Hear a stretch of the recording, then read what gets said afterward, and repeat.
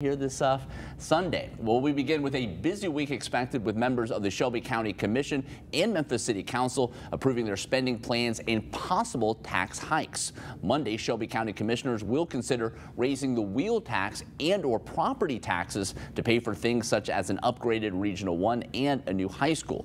Tuesday, the Memphis City Council will weigh in on Martavius Jones's proposal to increase the city's property tax to pay to expanded transit, affordable housing, and other priorities. Well, Sam, we'll start with you. You're primarily on the City Council beat. What do you make of this tax proposal? Could it be all 29 cents? Is there enough stomach for the majority on the council? Where do we stand right now? That's really the ultimate question there, Brad, right?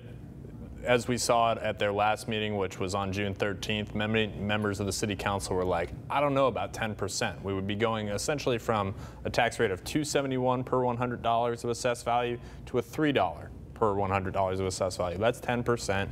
Councilwoman Cheyenne Johnson, who is likely one of the swing votes on anything at City Council, was like, I don't know about that. And so what you're looking at is it's probably much more likely that something in the neighborhood of 12 to 14, 15 is probably more palatable than something like 29. And Deidre, I know Mayor Strickland said last Friday in his weekly address that we don't need a tax increase. Memphis and Shelby County have the highest in all of the counties in the state. Do you think that will swing the councils? What do you make right now? I don't know, since it's really up to the City Council to kind of make that decision because they have to fund the budget. I think they're going to be real thoughtful about it, and I think it's important for the public to remember that these legislative bodies can't make a move because they only have like a property tax or a wheel tax, right? And that's because the state legislature will have to approve if they have any other funding source. And so I think they're going to be thoughtful and try and do the right thing. And Sam, going to the county budget, I know the wheel tax didn't get the 9 needed votes earlier this month from the Shelby County Commission. There may be our plan B. Do you think there's enough for that? I know wheel tax, Mayor Harris is supportive of, but then others are saying property tax would be more equitable. How do you think that might play out on the county side? To be honest, I'm a little over my skis there, Brad. And so I'd encourage you to read the Daily Memphian and see Bill Drees' coverage of the matter, because I don't want to pontificate about something I don't know about. But it is interesting, though, Deidre. I mean, we're talking about city and county potentially double whammy of tax increases. I don't know if one body thinks about what the other side's doing, and if the county votes Monday, then the council will have to maybe, in response to what the county may have done on Monday. I think commissioners that live in the city are going to be real thoughtful about that. But I can tell you, as a former county commissioner, former budget chair, I'm sure that Commissioner Whaley is sitting there just trying to figure out where the commission's going to go with this. I know that the majority of them are not comfortable with the wheel tax, so there may be an opportunity to see a little bit of wheel tax, a little bit of property tax, but we'll just see what happens. And I mean, we're talking about, you know, people's wallets in a pretty poor city. And I mean, I know we're talking about priorities and this, but we'll just have to see what the priorities are.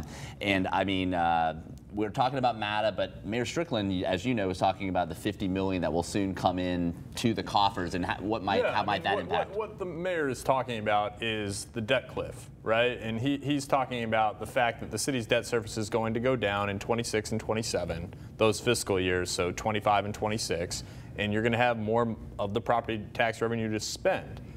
The mayor's already spent some of that debt cliff. Accelerate Memphis, the bond package that he passed in 2021, was reaching out into that debt cliff. That's why they needed special state permission to do that.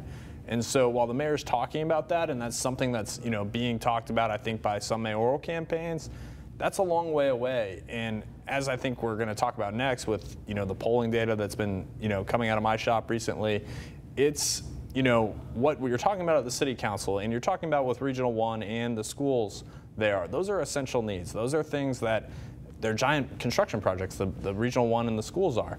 And if you start those 2-3 years later, on the county side, that really matters. So all of this is how much, in a very poor city, you're exactly right, Brad, can the people's representatives ask them to pay versus how much do not paying for things, as we've seen at MLG&W, not paying for things has backfired.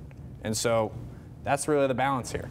Indeed. I mean, as you know, Regional 1's the only trauma center, not just for Memphis, but for Arkansas, Mississippi. I mean, how much, there's certainly a need, a huge need there. And do you, like to Sam's point, inflation, other things, do you kick it down the road, or do you have to start addressing it now? I don't think you can kick it down the road. I think you have to deal with it. I was talking to the executive director for the Kingdom, who was shot a year ago and had to go to Regional 1, and he had to stay in that hallway. Now, he's shot 2-3 times. He's in the hallway. And it's a trauma center, but it's crowded. It's old, it's dilapidated, and so there definitely is a need. So I think the county commission needs to work with the mayor to figure out how are we going to pay for it, because we really need a new hospital. It's important to have. And same for the city council. I mean, a lot of these members are outgoing, so how much do you think that might impact maybe their courage to raise taxes, considering they're not maybe facing voters this fall? In the case of Frank Clavette, who's running for city mayor and is staunchly anti-tax, it's not going to affect him at all. He's been anti-tax the entire time he's on the city council. Right. He's gone out that way. He's running his mayoral campaign that way.